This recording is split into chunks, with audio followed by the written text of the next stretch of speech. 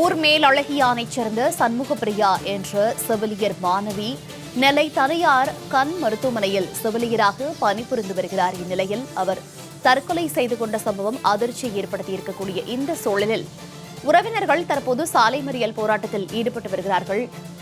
அவர் தங்கியிருந்த அறையில் செவிலியர் தற்கொலை செய்து கொண்டதாக தகவல் வெளியாகி இருக்கிறது. இந்நிலையில் இந்த மரணம் குறித்து உறவினர்கள் சந்தேகம் தெரிவித்துள்ள உறவினர்கள் தற்போது சாலை மறியல் போராட்டத்தில் ஈடுபட்டு வருகிறார்கள். விவரங்களோடு செய்தியாளர் செல்வராஜ் இணைப்பில் இருக்கிறார். செல்வராஜ், வணக்கம். நெல்லையில் செவிலியர் மாணவி தற்கொலை விவகாரம் தொடர்பாக அவருடைய உறவினர்கள் சாலை மறியல் போராட்டத்தில் ஈடுபட்டிருக்கிறார்கள். இந்த சம்பவம் தொடர்பான முழு விவரங்கள். தென்காசி மாவட்டம் கடலூர் அருகே உள்ள ஊர் மேலழகியான் கிராமத்தைச் சேர்ந்தவர் சண்முகப்பிரியா. இவர் நெல்லை சந்திப்பில் உள்ள ஒரு தனியார் பிரபல கண் மருத்துவமனையில் தங்கி செவிலியராக பணிபுரிந்து வந்தார்.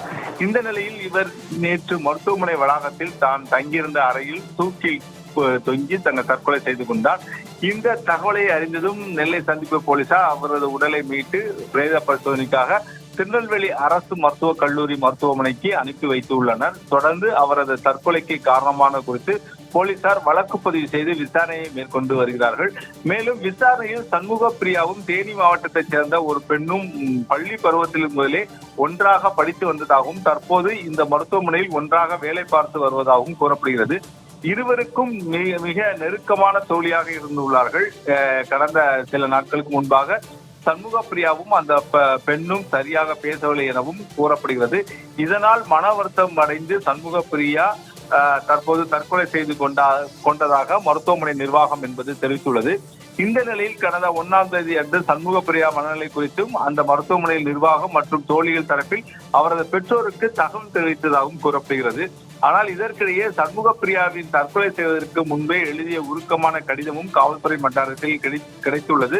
மேலும் சண்முகப்பிரியாவின் குடும்பத்தினர் நேரடியாக இன்று காலையில் வந்து நெல்லை சந்திப்பு பேருந்து நிலையம் அருகே திடீரென சாலை மறியல் போராட்டத்தில் ஈடுபட்டார்கள்.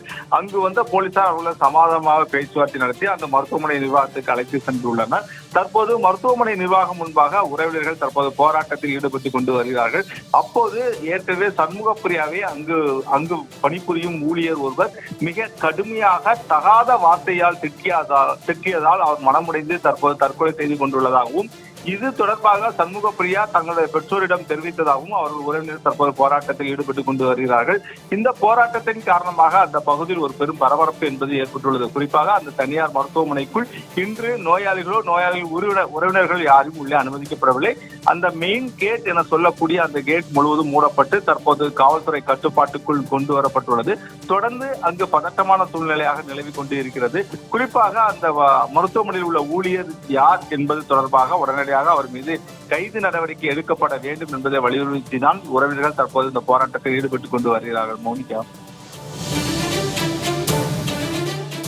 தகவல்களுக்கு நன்றி செல்வராஜ்.